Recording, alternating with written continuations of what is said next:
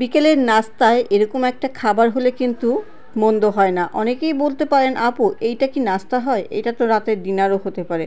হ্যাঁ, তবে আমার জন্য নাস্তা, কারণ হচ্ছে আমার মেয়েটা দুপুরের অনেকটা আগেই হচ্ছে দুপুরের খাবারটা খেয়ে তারপর হচ্ছে স্কুলে চলে যায়।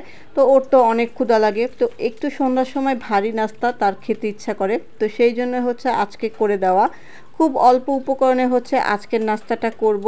বলতে পারেন একটু কিপটামি করেই করব। আর আজকে আমার ভিডিও দেওয়ার যদিও কথা ছিল না, তারপরেও দিলাম। কেন, আপনারা সবাই জানেন আমার দাদি অসুস্থ। হয়তো কালকে থেকে বা তার পরের দিন থেকে আমার তেমন একটা ভিডিও দেওয়া হবে না পেজে, কারণ আমাকে হসপিটালে ডিউটি দিতে যেতে হবে। আমার মেয়েদের পরীক্ষা শেষ, ওদেরকে আমি নানু বাসায় পাঠিয়ে দিয়ে হচ্ছে আমি হসপিটালে চলে যাব। তো ভাবলাম ঠিক আছে এই আজকে একটু ভিডিও একটা শেয়ার করি। তো এই তো আমি এখানে মুরগির একটু বুকের মাংস হচ্ছে গোলমরিচ আর একটু আদা রসুন দিয়ে মাখিয়ে এখন এই সবজিটার মধ্যেই দিয়ে দিব। এখানে হচ্ছে সবজিও খাওয়া হলো, একটু মাংসও খাওয়া হলো। আর যেহেতু একটু ক্ষুধা লেগেছে বেশি, একটু ভারী খাবার হলে কিন্তু খারাপ হয় না। যারা হচ্ছে সন্ধ্যায় একটু ভারী খাবার খেতে পছন্দ করেন তাদের জন্য হচ্ছে এই নাস্তাটা, আমি নাস্তাই বলবো, আমার জন্য হচ্ছে এটা কোনো ভারী খাবার না। মাংস আর সবজির সাথে আমি একটু গোলমরিচ দিয়ে দিলাম, একটু সয়া সস দিয়ে দিলাম, একটু ওয়েস্টার সস দিয়ে দিলাম। আমার ওয়েস্টার সসটা একদম শেষ। তো আমি আবার কি করলাম, এটা আসলে কেউ ভিডিও তো দেখাবে না, তো আমি দেখাচ্ছি।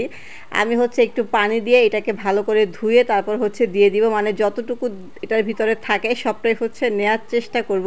কি করব, শেষ হয়ে গেছে, এখন না দিলে হচ্ছে আমার কাছে ভালো লাগবে না।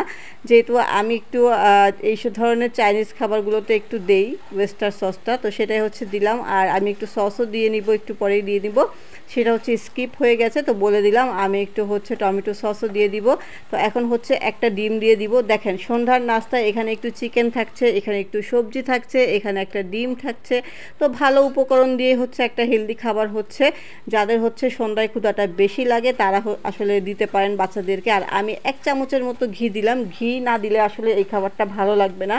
রেস্টুরেন্টের কিন্তু অবশ্যই বাটার দেয়, বাটার ছাড়া কিন্তু রেস্টুরেন্টের স্বাদ আসবে না। আর এখন অবশ্যই বুঝতে পেরেছেন আমি কি রান্না করছি। হ্যাঁ, অলরেডি সবাই বুঝে গিয়েছেন আমি একটু ফ্রাইড রাইস রান্না করছি চিকেন আর ভেজিটেবল দিয়ে।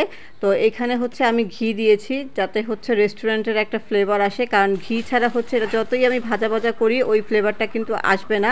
তো সব কিছু উপকরণ দিলাম, একটু লবণ দিলাম। এখন হচ্ছে আমি দিয়ে দিলাম একটু পেঁয়াজ কলি। পেঁয়াজ কলিটা আমি ফ্রোজেন করে রেখেছিলাম।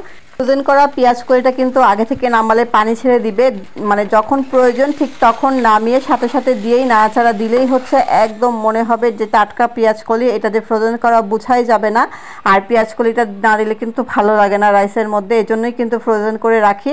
সব কিছু দিয়ে এখন বাকি কাজ হচ্ছে শুধু নাড়াচাড়া করা। নাড়াচাড়া করলে, হাই হিটে নাড়াচাড়া করলে যত ভাজা ভাজা হবে রাইসটা তত কিন্তু খেতে ভালো লাগবে।